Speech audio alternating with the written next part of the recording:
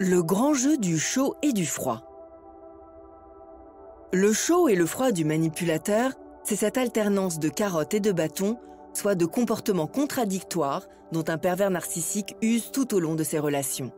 C'est un jeu au plus haut point pervers qui consiste à jouer systématiquement avec les sentiments de l'autre pour le faire souffrir.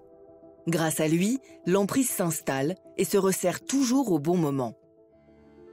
Cette réflexion est tirée d'un article du site internet www.pervers-narcissique.com dirigé par Pascal Couder, psychanalyste et psychologue clinicien, co-auteur de l'ouvrage de référence « La manipulation affective dans le couple, faire face à un pervers narcissique ».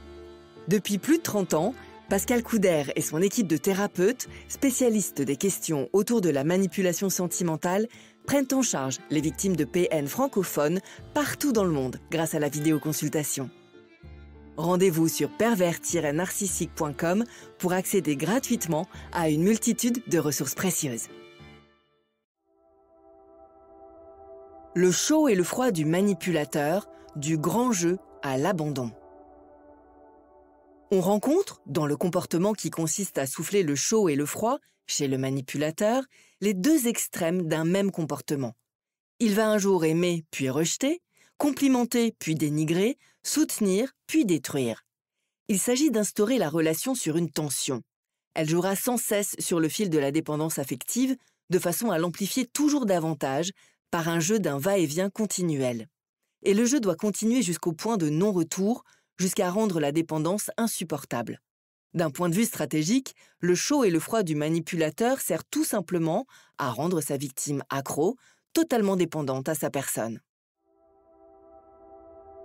C'est dès le début de la relation que la tactique se met en place.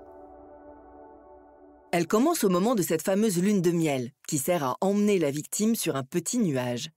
Cette phase sera la plus grande phase de chaud qu'un manipulateur va souffler. Il veut marquer l'esprit de sa proie par une introduction grandiose à une histoire d'amour qu'il veut unique au départ. Pas une fausse note dans l'osmose qu'il ou elle crée alors avec l'autre. Tous ses besoins, tous ses désirs sont satisfaits, affectifs, matériels, sexuels et autres. Il fait croire qu'il est le bon, celui ou celle que l'on attendait, faisant naître en cela un besoin qu'il va transformer ensuite en manque. Cela sera lors d'une phase de froid, soit la phase où il reprend tout à coup tout ce qu'il a donné. Cette phase arrive souvent par petites touches, avec par exemple des critiques acerbes qui viennent contredire les compliments dithyrambiques du départ. Pour la victime, c'est la douche froide, un mini-traumatisme. Le manipulateur pervers peut se montrer aussi distant, froid et impersonnel juste après des moments d'effusion où sa victime éprouve encore un vif besoin de lui.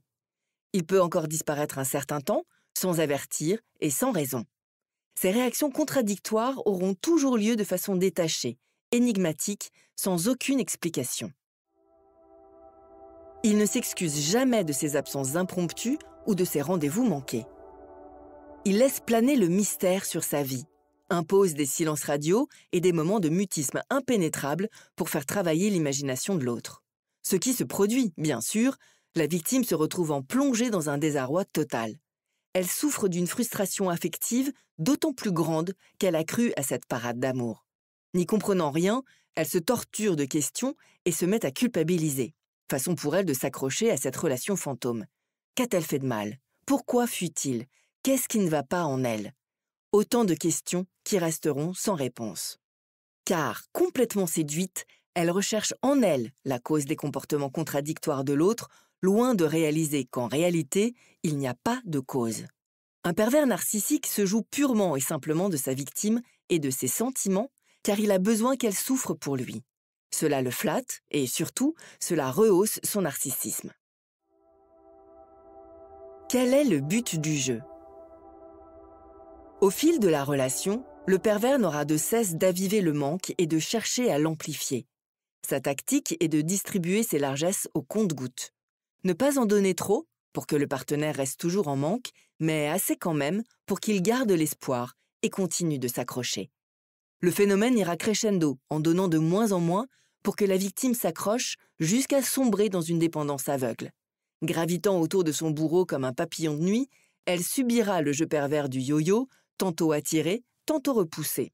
Le piège de la dépendance se referme sur elle, car elle est aveuglée par le souvenir idyllique du début de la relation que le pervers sait toujours réactiver au bon moment. Pour cette raison, on retrouve le chaud et le froid du manipulateur quand il entreprend de ramener à lui sa proie. Ceci se passe très souvent lorsqu'il aura été trop loin dans ses violences et qu'elle menace de le quitter. Il souffle alors un grand coup de chaud en devenant soudain un ange, mendiant le pardon, promettant qu'il ne recommencera plus, qu'il va changer par amour. Il redevient, pour les besoins de la cause, l'amoureux transi qu'il a su être au départ. Mais cela ne dure, bien sûr, que le temps de restaurer son emprise. Par contre, il souffle le froid quand son emprise a besoin de se renforcer.